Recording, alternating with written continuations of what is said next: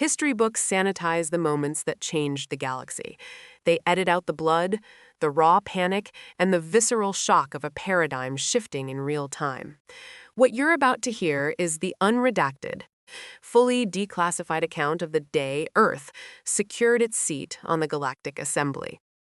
It wasn't achieved through a signed treaty or acquired backroom handshake. It was sealed the moment Ambassador Ronald Harding took a hypervelocity plasma round to the chest, refused to die, and dragged his would-be assassin by the throat to the microphone to finish his sentence. This is the true story of how a Deathworlder redefined diplomacy. The Aegis orbital station was a marvel of extraterrestrial engineering, a sprawling crystalline citadel suspended in the neutral zone of the Perseus Arm. To the 300 distinct species that comprise the Galactic Assembly, it was a sanctuary of logic, debate, and bureaucratic stagnation. To Ambassador Ronald Harding, it smelled like ozone and cheap antiseptic. Harding adjusted the cuffs of his tailored charcoal suit, a minor adjustment that helped mask the slight tremor in his right hand. He was a man carved from the bedrock of Earth's tumultuous entry into the interstellar age. A former logistics commander during the first contact skirmishes, he had seen firsthand what happened when diplomacy failed. Now, at 58, with silvering hair and a faint network of surgical scars tracing his jawline from a shrapnel wound during the Sirius campaign, he was Earth's primary voice. "Ambassador, your vitals are slightly elevated," murmured Leora Jenkins, his chief attaché, her voice a low, steady hum over the secure comms piece in his ear. Leora was 32, fiercely intelligent, and possessed a mind that could process alien legalese faster than a quantum computer. She sat in the human delegation's skybox monitoring his biomedical telemetry. "I'm about to ask a room full of apex predators and ancient civilizations to treat a hairless as their equal." "Leora," Harding muttered, his lips barely moving. "If my heart wasn't beating fast, I'd be dead." "Just remember Secretary General Robert Henderson's directive," Leora replied, a hint of dry humor in her tone.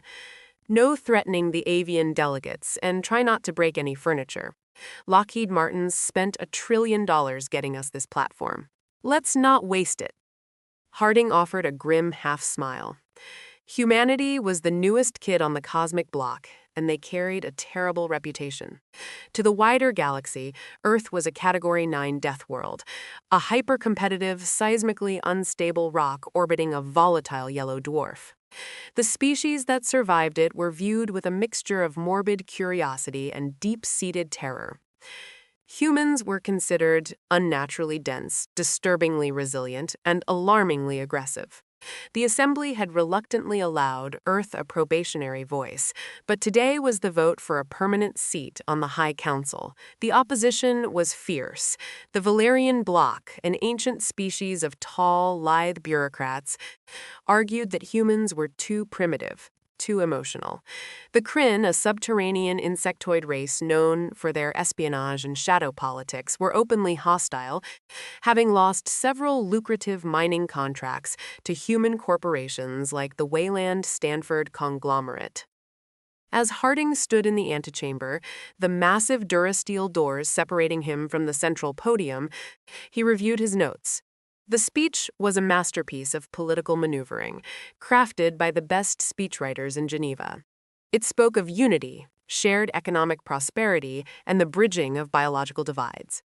2 minutes, Ambassador, a mechanical voice announced over the intercom. Harding took a deep breath, feeling the heavy synthetic air of the station fill his lungs. He thought of his grandfather William, who had fought in the resource wars on Earth, back when humanity was busy killing itself over dwindling oil.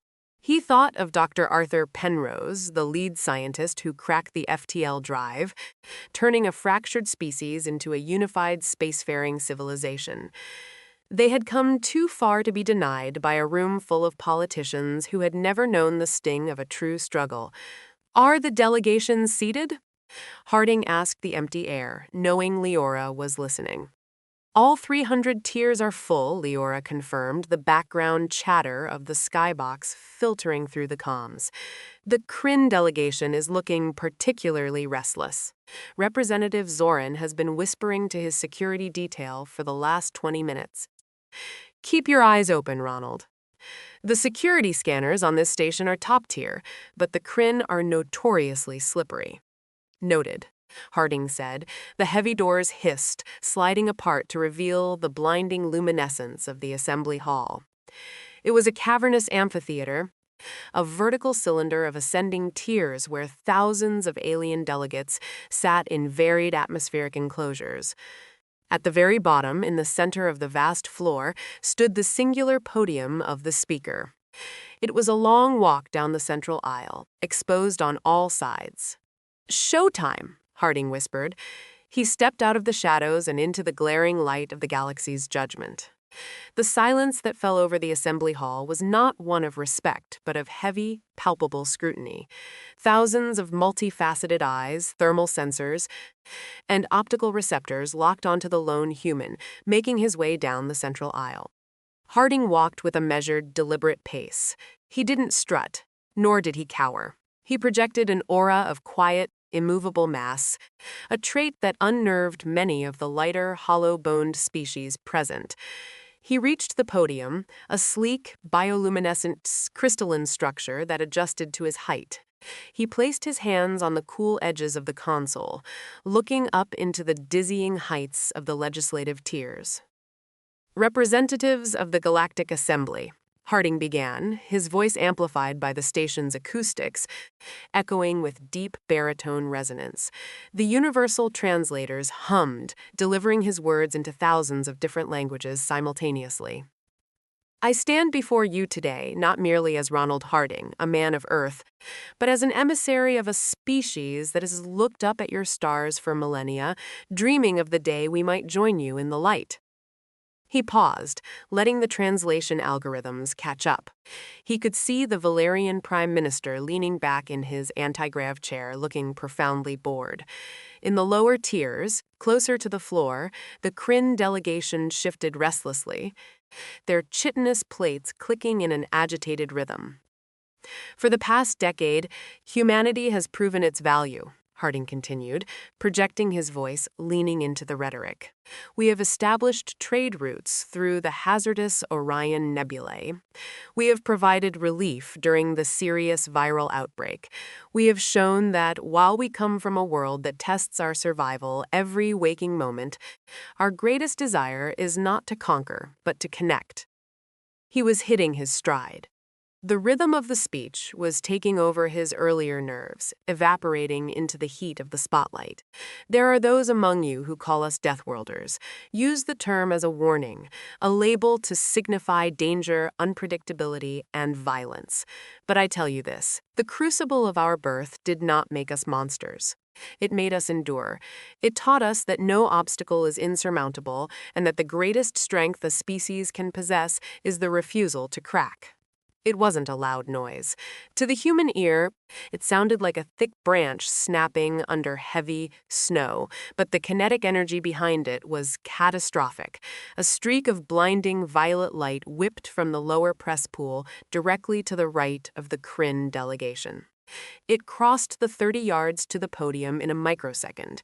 The hypervelocity plasma round struck Harding high on the right side of his chest, just below the collarbone. The physics of alien weaponry were designed for alien bodies. A plasma round of that caliber was meant to penetrate a crystalline exoskeleton or vaporize the central nervous cluster of an avian species, causing instant, painless systemic failure. It was designed to liquefy the soft, watery tissues of standard galactic citizens. But Ronald Harding was not a standard galactic citizen. He was a human. His bones were rich in calcium and shockingly dense. His muscular structure was packed, layered over generations of gravity-bound evolution. The round punched through his tailored suit, searing through his dermal layers, and slammed into his clavicle and upper ribs. The heat flash cauterized the entry wound even as the kinetic shockwave rippled through his torso. The sheer force of the impact threw Harding backward. He stumbled, his boots skidding against the polished floor, his right arm flying up as if he were trying to catch his balance on empty air. He hit the ground hard, a heavy, ungraceful collapse that sent a reverberating thud through the hall's audio receptors. Chaos erupted, alarms shrieked, a piercing, multi-tonal wail that deafened the assembly.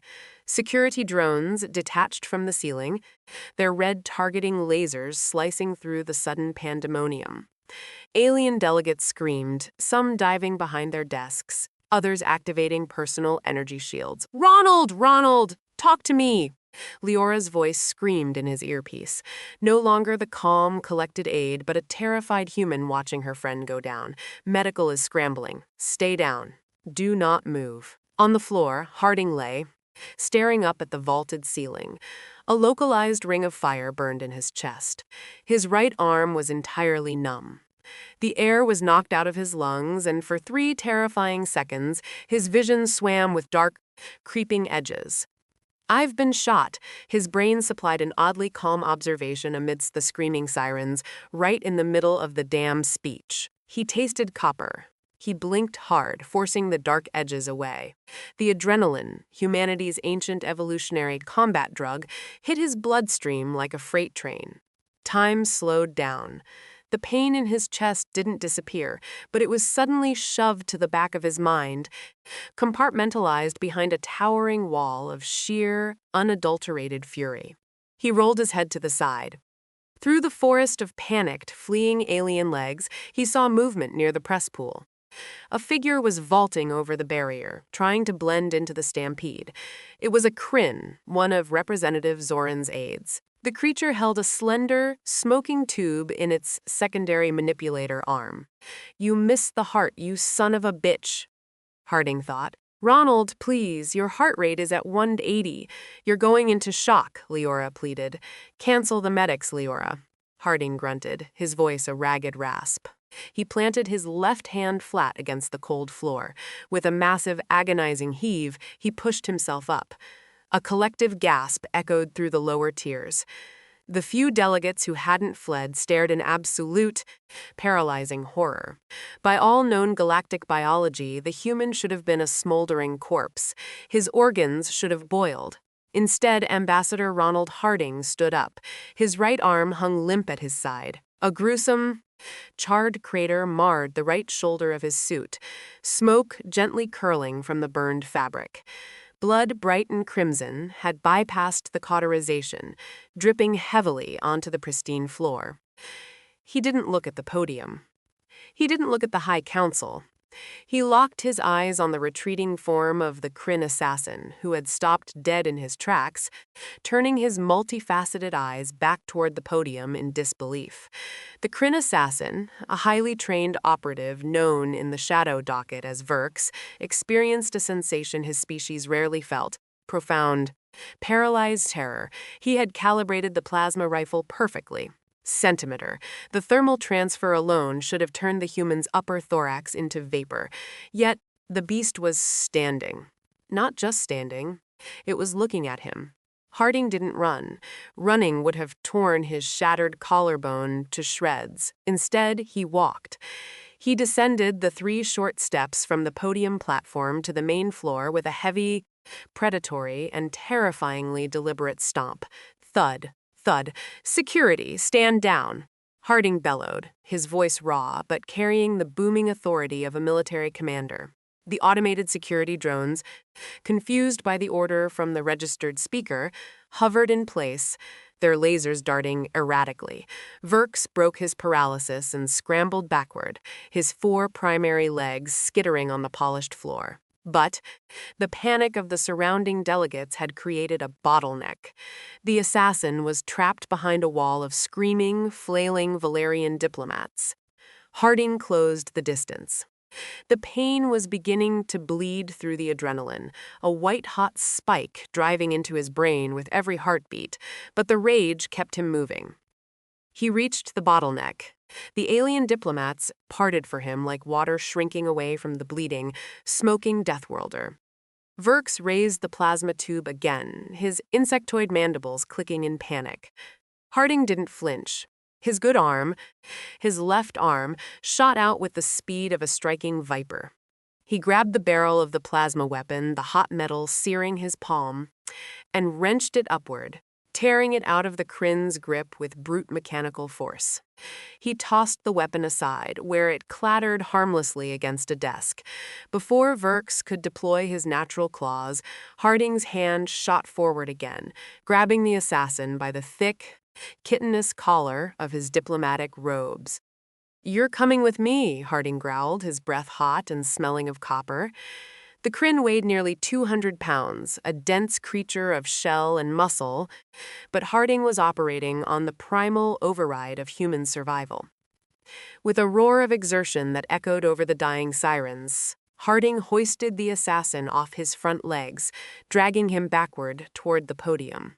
"Let go," Verks hissed in heavily accented Standard Galactic, his claws scrambling uselessly against Harding's iron grip. "You are dead. You are supposed to be dead." "I've had worse hangovers in Texas, buddy," Harding muttered through gritted teeth. He dragged the struggling, clicking alien backward, a trail of human blood and Kryn distress fluids marking their path across the floor. The entire assembly hall had fallen into a stunned, deathly silence. Nobody moved. The sight of a mortally wounded human physically overpowering a fully grown Kryn operative broke every physiological model in the Galactic database. Harding reached the steps of the podium. He didn't drop the alien. With a monumental heave, his left bicep bulging under the ruined suit, he dragged Verks up the steps, hauling him onto the platform. He slammed the assassin down onto the floor right next to the microphone, pinning the creature's thorax under his heavy boot. Harding leaned heavily against the podium console, panting, blood pouring freely down his side now. He looked up at the tiers. The silence was absolute. Millions of beings, watching via live feed across the galaxy, were holding their collective breath. Harding reached out with his trembling left hand and tapped the microphone. Tap, tap. The sound boomed through the hall. As I was saying, Harding breathed, his voice raspier now, but dripping with an unmistakable, defiant venom. He coughed, spitting a globe of bloody phlegm onto the floor next to the terrified assassin's head. The crucible of our birth taught us to endure. Harding gripped the edges of the podium, leaning into the mic. "You call us Deathworlders. You think we are fragile because we lack exoskeletons, because we don't have redundant nervous systems, because we bleed so easily." He gestured vaguely to his ruined shoulder, a grim, bloody smirk crossing his pale face. "But you fundamentally misunderstand what it means to be human. We are not strong because we are invincible. We are strong because we know how to bleed, and we refuse to let it stop us. Your assassin here," Harding nudged Verks roughly with his boot, "just shot me with a weapon designed to vaporize an engine block, and the only thing it accomplished was ruining a perfectly good Italian silk suit and pissing me off." The Valerian Prime Minister, pale and trembling in the High Council box, slowly lowered his anti-grav chair closer to the floor. "We are applying for a permanent seat on this council, not because we need your protection," Harding continued, his voice rising, echoing with the terrible, awe-inspiring authority of a species that refused to lay down and die, "but because you need ours. Look out into the dark representatives. The universe is cold, violent, and utterly indifferent to your survival. When the real threats come, and they will come, bureaucracy will not save you. Treaties will not catch plasma rounds." He took a deep, ragged breath, fighting the encroaching darkness at the edge of his vision. "You need a species that looks at a killing blow and treats it as an inconvenience. You need Earth. I yield the remainder of my time. I strongly suggest we move to a vote." Harding finally removed his boot from the assassin. He looked up at the skybox, finding the tinted glass where he knew Leora was standing. "Leora," he whispered into his lapel comms, "I think I'm ready for those medics now." And with that, Ambassador Ronald Harding, the man who talked down death, finally allowed himself to collapse. The thud of Ambassador Ronald Harding hitting the crystalline floor of the podium platform sent shockwaves through the Aegis orbital station that had nothing to do with physics. For 3 agonizing seconds, the live broadcast feed beaming to trillions of viewers across the Perseus arm held on the image of the fallen human. Then the broadcast abruptly cut to the static seal of the Galactic Assembly. Leora Jenkins didn't wait for the security barricades to lower. She vaulted the railing of the human delegation's skybox, a 20-feet drop mitigated only by the emergency anti-grav dampeners kicking in at the last second. She hit the floor running, her heels discarded, her mind racing faster than the telemetry data flooding her datapad. Medical, I need human-certified trauma surgeons on the floor right now. Leora screamed into her wrist comms, physically shoving aside a towering avian-descended diplomat who had frozen in the aisle. By the time she reached the podium, a rapid response team of Cerulean medics had already surrounded Harding. The Ceruleans were a species of highly advanced, multi-limbed amphibians, whose approach to medicine was entirely energy-based and non-invasive. To them, flesh was a delicate, easily manipulated gel. They hovered over Harding with glowing, hum-emitting stasis wands, their large black eyes wide with unfiltered panic. His core pressure is catastrophic. Clicked the lead Cerulean, its translator box struggling to convey the sheer hysteria in its voice. The circulatory pump is firing at 180 cycles per minute. If we do not vent the hydrostatic pressure, his vascular network will detonate. Do not touch his heart rate! Leora barked, sliding out of her jacket and dropping to her knees next to Harding. The smell of ozone and seared flesh made her eyes water. Blood, impossibly bright and vividly red, was pooling around Harding's shattered shoulder, stark against the pristine white floor. He's in shock. It's an evolutionary defense mechanism. He needs a physical coagulant and immediate tissue repair. Physical trauma of this magnitude cannot be stitched, the Cyrilytr protested, waving a stasis wand over the gruesome, charred crater in Harding's chest. We are attempting to inject a cellular binding agent, but his dermal layer is repelling the microneedles. They are snapping against his underlying skeletal structure. Move!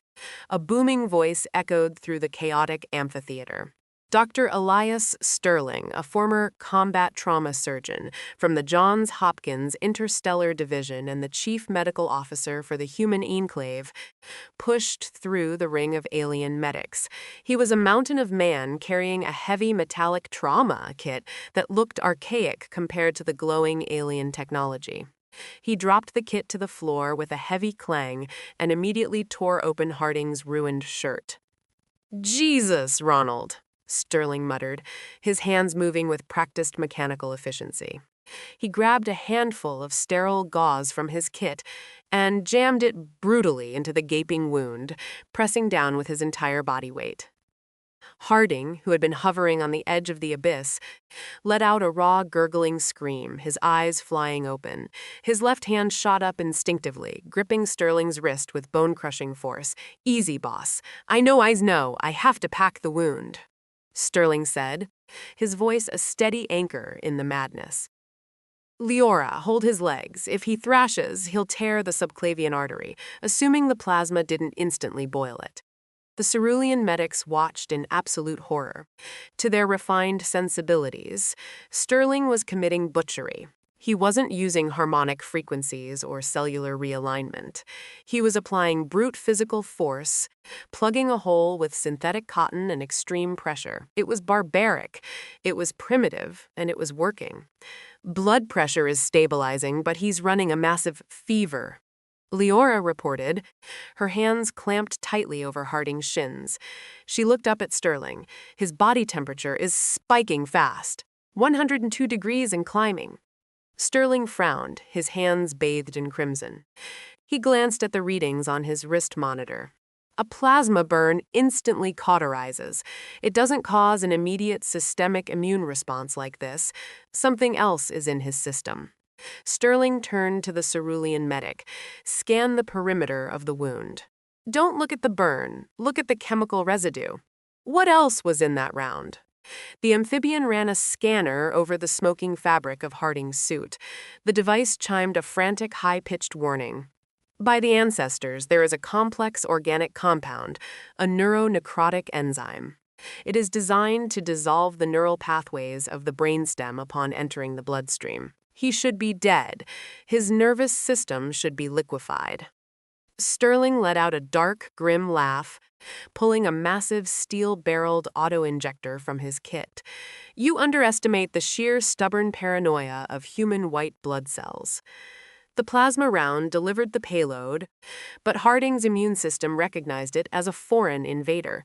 His body is literally boiling itself alive to destroy the enzyme. Can he survive it? Leora asked, her voice trembling just slightly. If I don't get this bullet fragment out of his clavicle and flush the wound, his brain will cook from the fever. Sterling replied grimly. We need to move him to the Aegis human medbay now, and Leora, yes. I need you to find out who handed that bug-eyed son of a bioweapon designed to melt a human nervous system. Sterling growled, locking eyes with her, because that wasn't a standard assassination attempt. That was a targeted, species-specific chemical execution. As the heavy anti-grav stretcher arrived to haul Harding's massive, bleeding frame away, Leora stood up. Her hands were stained with her ambassador's blood. The terrified assembly hall looked down at her from their high, safe tiers. She wiped a streak of blood from her cheek, her eyes hardening into chips of flint. The time for diplomacy had passed. It was time for Earth to bare its teeth. While Dr. Sterling waged a desperate, bloody war inside the operating theater of the human sector to keep Ronald Harding tethered to the mortal plane, the political infrastructure of the Aegis orbital station was tearing itself apart. The High Council had initiated a Level 1 lockdown. The immense blast doors of the station were sealed, heavily armed security mechs patrolled the promenades, and the 300 delegations were confined to their respective embassy quarters. In the span of 30 minutes, humanity had transitioned from a political nuisance to a terrifying biological anomaly. Deep within the subterranean holding cells of the Aegis security sector, David Holden was conducting an interview. Holden, a man whose military record was classified higher than the president's daily brief, was Earth's head of interstellar security. He was a quiet man with cold, analytical eyes and a demeanor that suggested violence was always an option, but rarely a necessity. In the interrogation room, strapped to a high-density grav chair, sat Verx, the Krill assassin. The creature was shivering, his chitinous plates clicking together in a frantic, involuntary rhythm. Holden sat across from him, entirely still, holding a rugged human-made data pad. Let me explain the situation to you, Verx, Holden said, his voice barely above a whisper. It was the calm before the hurricane. In about 5 minutes, the Galactic Security Bureau is going to demand jurisdiction over you. They're going to take you to a sterile room, ask you polite questions, and your Krill handlers will tie up the legal system for a decade until you quietly disappear to a resort world. Verx's mandibles twitched. He understood Standard Galactic perfectly, but right now, Holden leaned forward, placing the data pad on the metal table. You belong to me, and my boss is currently on an operating table having his chest cavity reconstructed because of you. So we are going to have a very honest conversation. I am a soldier of the Krill Hive, Verx hissed, defiance momentarily overcoming his terror. I do not fear your primitive interrogation. The Deathworlder is an abomination. He should have dissolved. Holden tapped the screen of his datapad. A holographic projection sprang to life, displaying the complex chemical breakdown of the neuronecrotic enzyme found in Harding's blood. This is what you shot him with, Holden said smoothly. A highly sophisticated, synthesized biotoxin. Here's the problem, Verx. The Krill are miners, you're tunnelers. You build kinetic weapons and thermal drills. You don't build designer neurotoxins tailored to mammalian biology. You don't have the bioengineering capability. Holden stood up, slowly circling the restrained alien. Someone gave this to you. Someone who wants Earth out of the assembly, but is too cowardly to pull the trigger themselves. Someone who has access to our medical profiles. Holden stopped directly behind the krill, leaning down to whisper near its auditory receptors. Give me the name, Verks.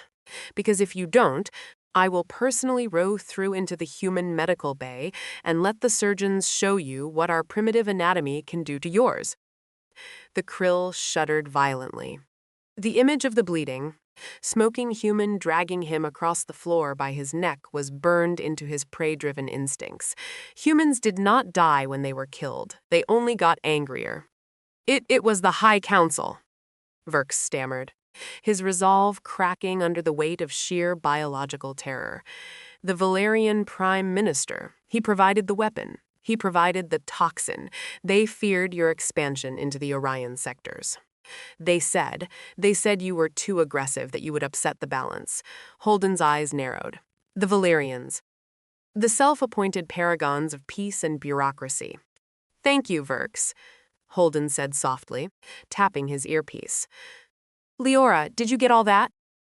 3 levels up in the opulent, silk-draped quarters of the Valerian embassy, Leora Jenkins stood before the heavy, ornate doors of the Prime Minister's private office. She bypassed the startled Valerian guards, her stride purposeful, her ruined, blood-stained blouse a stark contrast to the sterile, perfumed air of the corridor.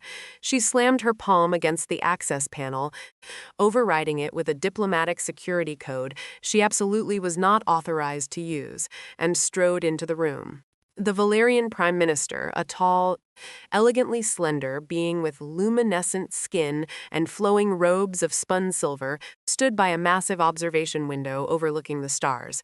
He turned, his serene expression shattering into genuine shock at the sight of the blood-soaked human woman. Ambassador Jenkins. The Prime Minister sputtered, his translator carrying the haughty, refined tone of his species. This is an outrage. You cannot force entry into sovereign quarters. Security isn't coming, Prime Minister. Leora interrupted, her voice like cracked ice. She pulled a data drive from her pocket and tossed it onto his pristine, crystalline desk. I just forwarded a secure, encrypted copy of that file to the United Nations Global Defense Command on Earth. And I have another copy set to broadcast to every news outlet in the Perseus Arm in exactly 10 minutes. The Prime Minister stared at the drive as if it were a live grenade. What is the meaning of this? That drive contains the confession of the Kryn operative who shot Ronald Harding, Leora said, stepping closer to the desk, forcing the towering alien to look down at her.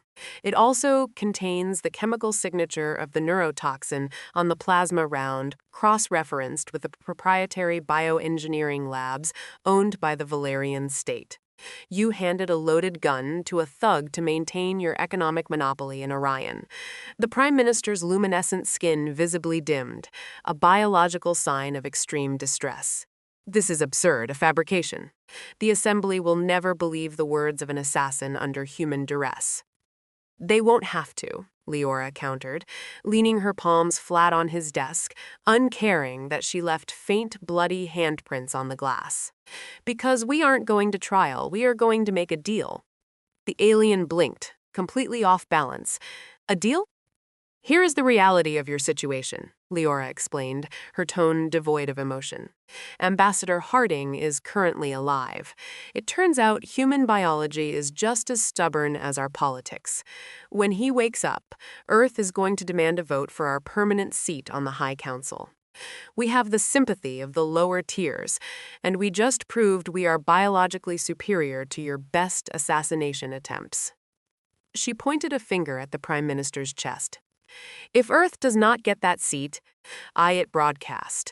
The galaxy learns that the peaceful, enlightened Valerians are actually shadow assassins. Your political bloc will collapse overnight. The resulting scandal will destroy your economy.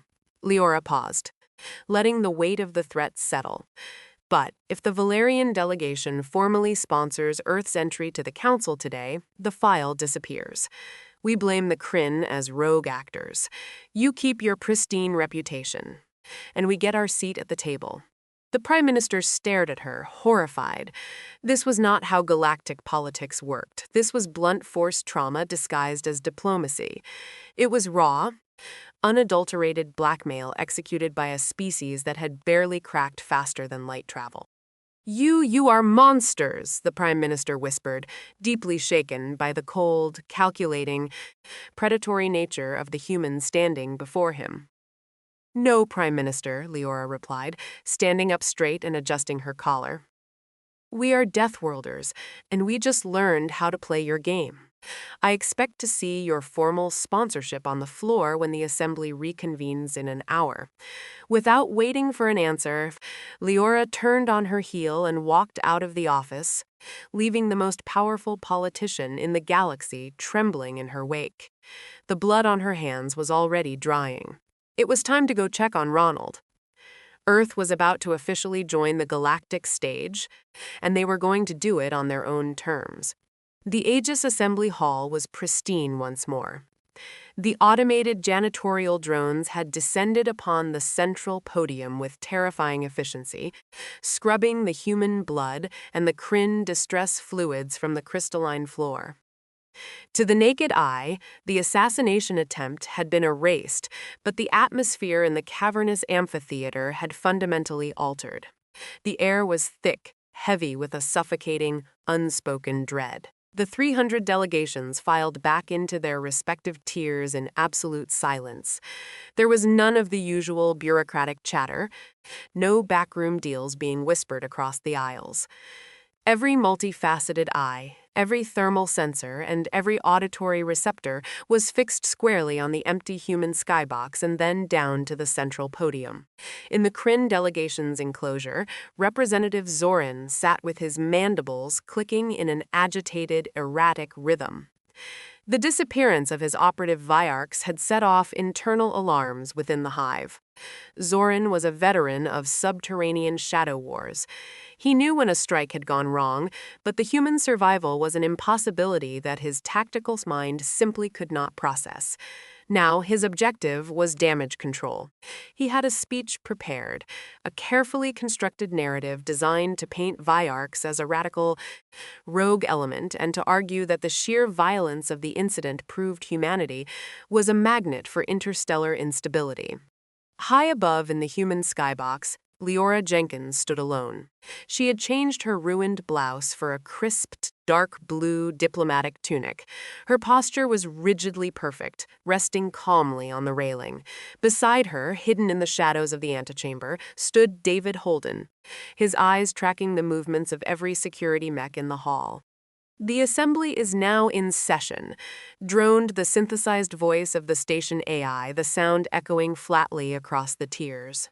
"The floor is open for final motions regarding the petition of Sol 3, designated Earth, for permanent ascension to the High Council." Representative Zorin instantly activated his grav pod, floating down toward the podium.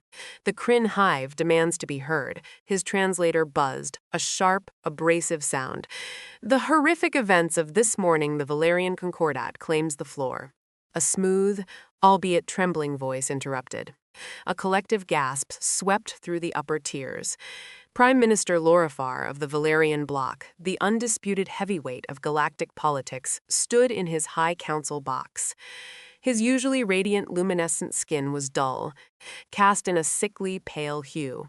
He gripped the edge of his console so tightly, his long, elegant fingers were turning translucent. Zorin paused in mid-air, his antennae swiveling toward the Valerian leader in confusion. The Kryn and the Valerians were secret allies in this endeavor. Lorifar was supposed to let Zorin cast the first stone, then swoop in as the voice of reason to formally deny Earth's application. Prime Minister Zorin, clicked the hive, was addressing the Concordat claims the floor. Representative Lorifar repeated, his voice carrying a sudden, uncharacteristic sharpness.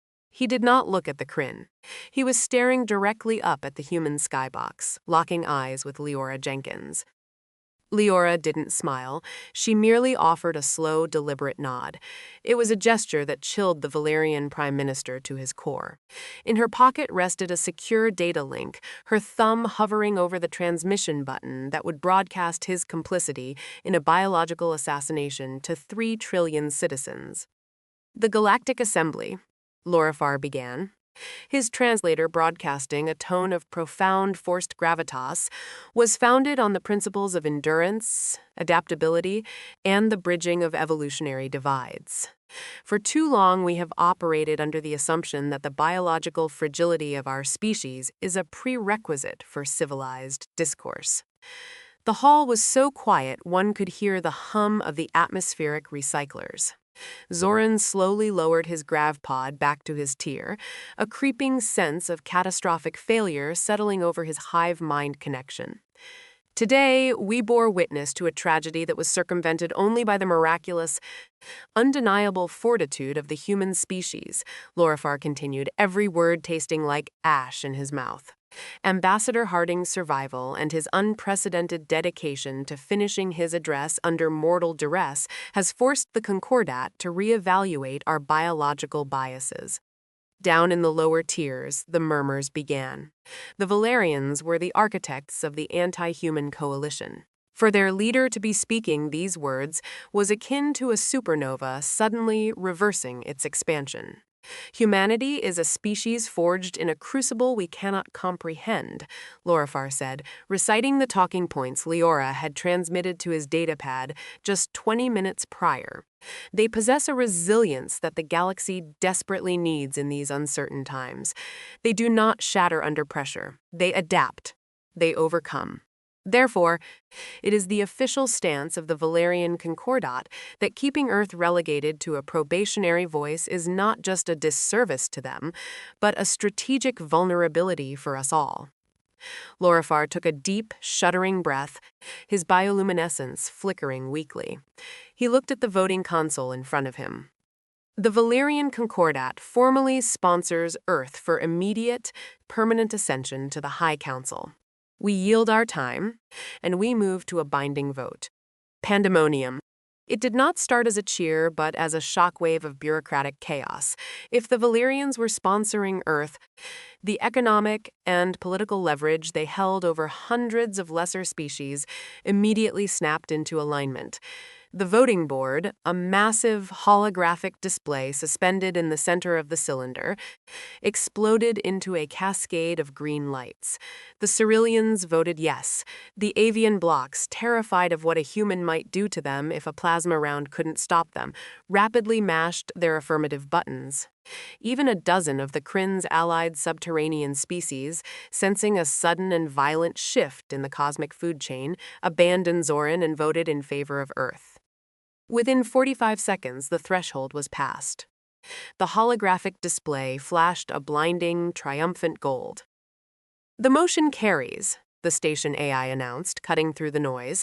Sol 3 is hereby granted permanent seating on the High Council, effective immediately. In the human skies box, Leora Jenkins let out a breath she felt she had been holding for 10 years. She took her hand out of her pocket, leaving the data link untouched. Behind her, David Holden stepped forward, his face an unreadable mask. "Brutal, Leora," he murmured, watching the Valerian Prime Minister collapse back into his chair. "A broken politician. Absolutely brutal. I thought I was the Black Ops guy." "Diplomacy is just war without the plasma rifles," David Leora replied, her voice quiet but ironclad. "They wanted to treat us like monsters, so I gave them a monster." She turned away from the glass, the adrenaline finally beginning to recede, leaving behind a bone-deep exhaustion. "Come on, let's go tell the ambassador he's officially a High Counselor." The Aegis orbital med bay designated for mammalian biology smelled intensely of sterile bleach, synthesized ozone, and the faint copper tang of human blood. Ronald Harding woke up feeling as though a freight train had parked squarely on his chest. He didn't open his eyes immediately. He took inventory of his body, a habit ingrained from his days in the First Contact Logistics Corps. His right arm was entirely immobilized, pinned to his side in a rigid structural cast. His chest felt tight, bound by layers of advanced compression bandages that hummed with a faint localized anti-grav field to relieve the weight on his shattered collarbone. His throat was a desert, parched and raw. Vitals are spiking. "He's conscious," a gruff voice muttered. Harding peeled his eyes open. The harsh, white light of the med bay blinded him for a second, before his vision adjusted to the hulking form of Dr. Elias Sterling's standing over his biobed.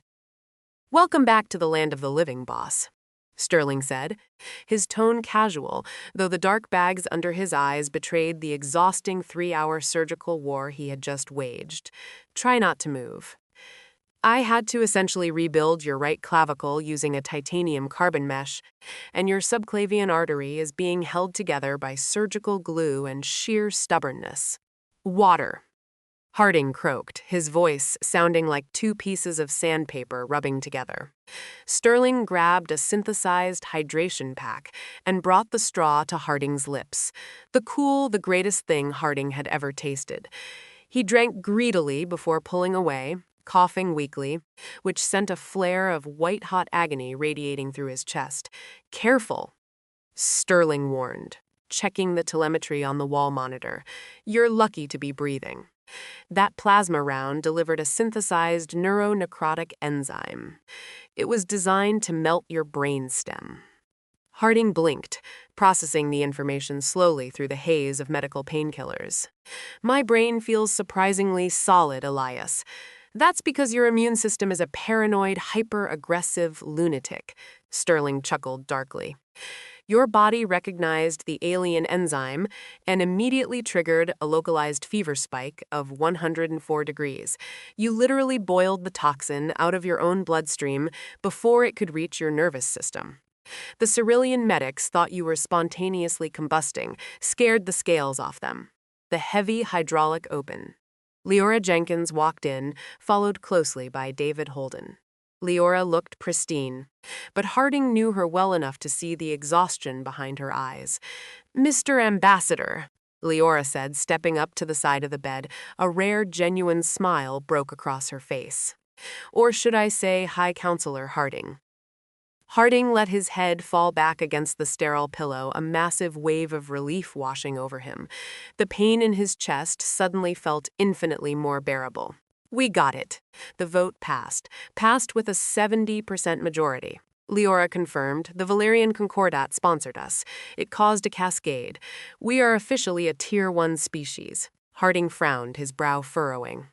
"The Valerians Lorifar sponsored us. That doesn't make any sense. He's been trying to quarantine our trade routes for 3 years. Why the sudden change of heart?" Holden stepped forward, hands clasped behind his back, looking entirely too comfortable in the sterile environment. "He had a little localized pressure applied, sir." "Holden," Harding asked, his political instincts piercing through the painkillers. "What did you do?"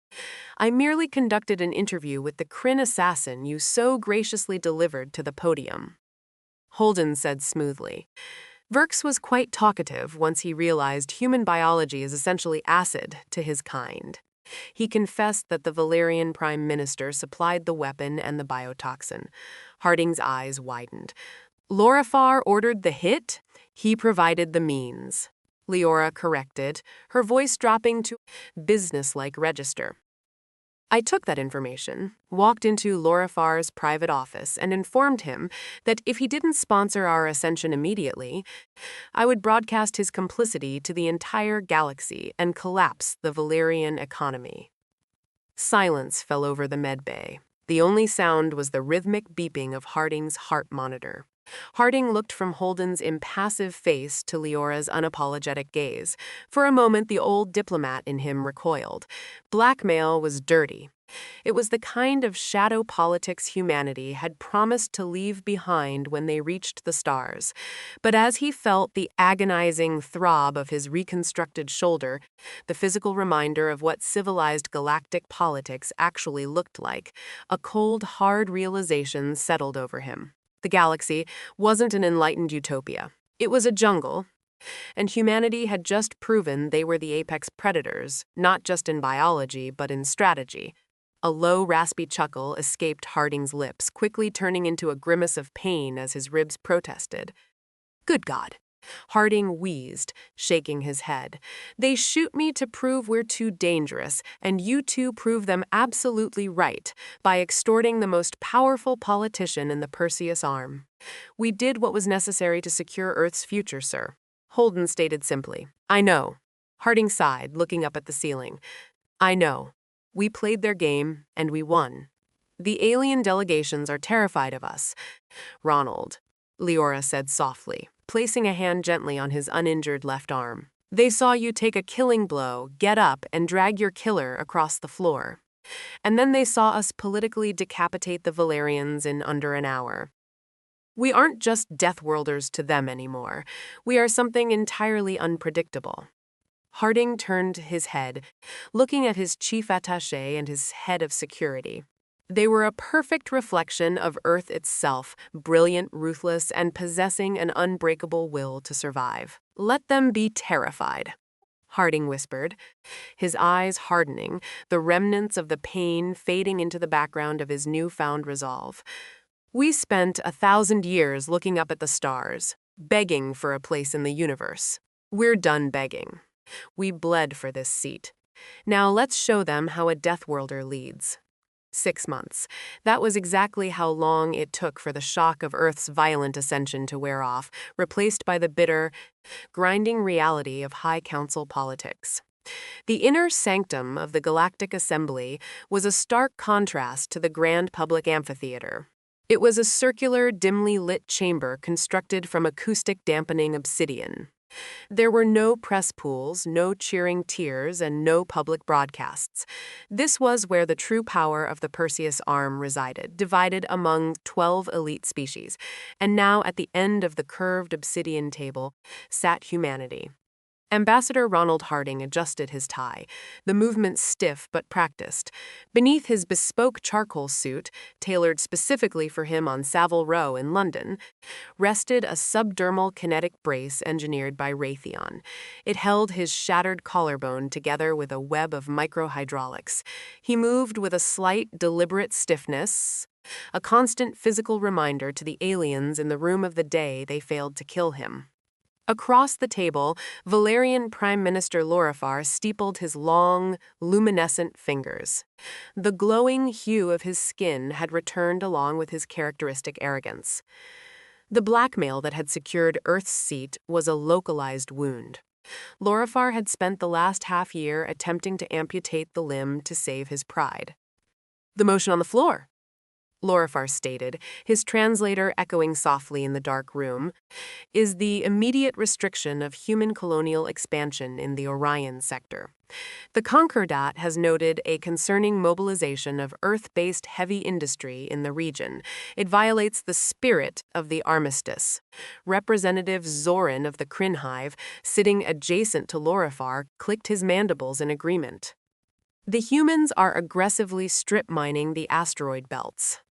Their sheer consumption of resources threatens the economic stability of the established hive networks. Harding didn't immediately respond. He took a sip of water from a crystalline glass, his eyes scanning the data slate resting on the table before him.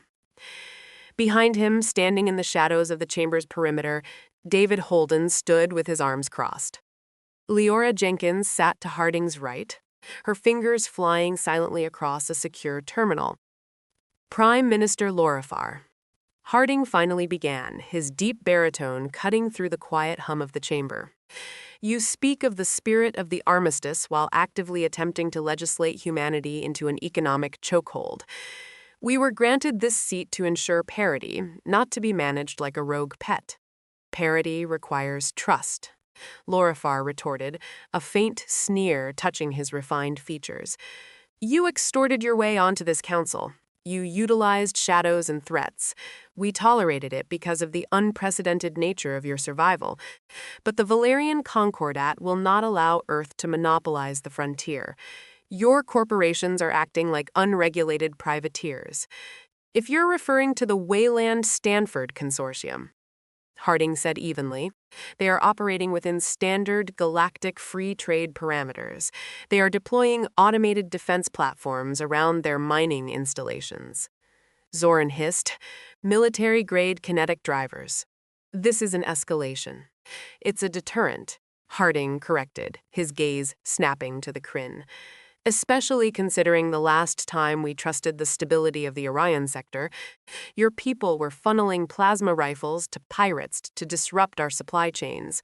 We don't complain, we simply adapt.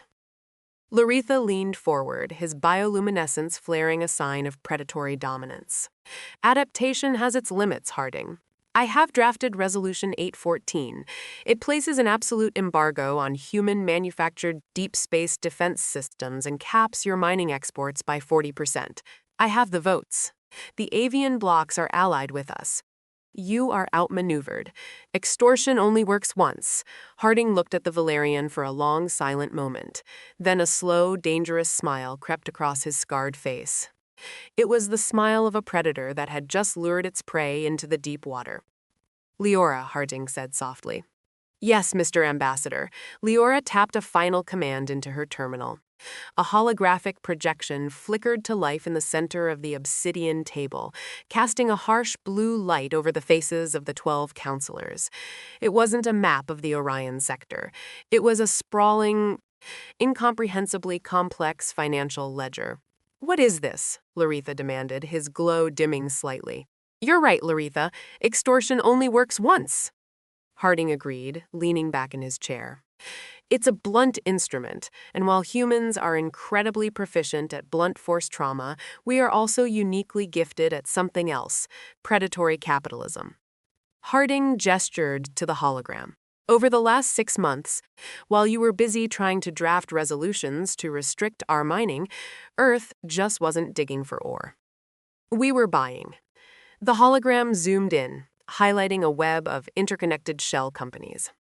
Using capital generated by our so-called unregulated privateers, financial analysts at BlackRock Interstellar, operating through Palantir data mining networks, began aggressively purchasing sovereign debt across the Perseus arm. Harding explained, his voice chillingly calm, specifically the debt of the avian blocks you claim to have allied with. Laretha stared at the numbers, his eyes widening as the translation algorithms fed the catastrophic financial reality into his earpiece. Furthermore, Harding continued, that neurotoxin you supplied to the Kryn, the one that boiled in my veins, Dr. Sterling and the medical engineers at Johns Hopkins synthesized it. They didn't just find a cure, they mapped its entire genetic sequence. They realized the base enzyme is incredibly effective at neutralizing the serious viral strain that has been ravaging the outer colonies. Representative Zoran shrank back into his chair, realizing the magnitude of the trap. Earth licensed the cure through Pfizer Interstellar, Harding said, his voice dropping to a harsh, unforgiving whisper. We distributed it at cost. Do you know what that did? Prime Minister, it entirely collapsed the Valerian medical monopoly in the Outer Rim. We didn't just break your market share, we eradicated it. Harding leaned forward, resting his forearms on the table, the Raytheon brace whining softly under his suit. You thought you were dealing with soldiers, Laretha. You thought we were just grunts who refused to die when you shot us. But you forgot that before we fought aliens, we fought each other for 10,000 years. We weaponized commerce, law, and medicine centuries before we ever cracked the warp drive. Laretha's skin was now entirely devoid of light. He looked like a corpse. If you crash our sovereign debt, the avian economies will collapse. Trillions will starve. Only if I push the button, Harding replied, his eyes cold and flat. Resolution 814 is dead, Laretha. You will withdraw it immediately. Furthermore, the Valerian Concordat will publicly award the defense contract for the Aegis station to Boeing's aerospace division. You wanted to know what an escalation looks like. You are looking at it. The silence that followed Harding's ultimatum was absolute, heavy enough to crack the obsidian walls.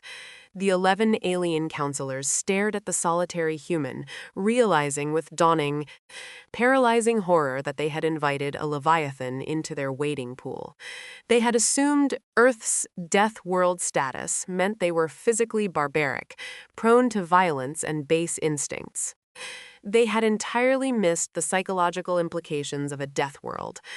A planet that constantly tries to kill its inhabitants breeds a species obsessed with control, contingency plans, and absolute systemic dominance.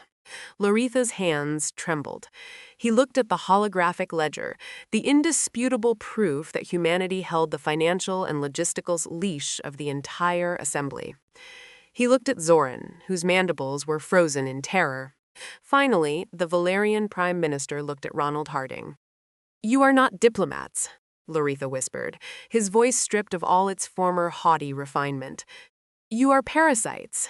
We are survivors," Harding corrected gently. "And we are highly protective of our investments." With a trembling finger, Loretha accessed his personal console. He deleted the draft of Resolution 814.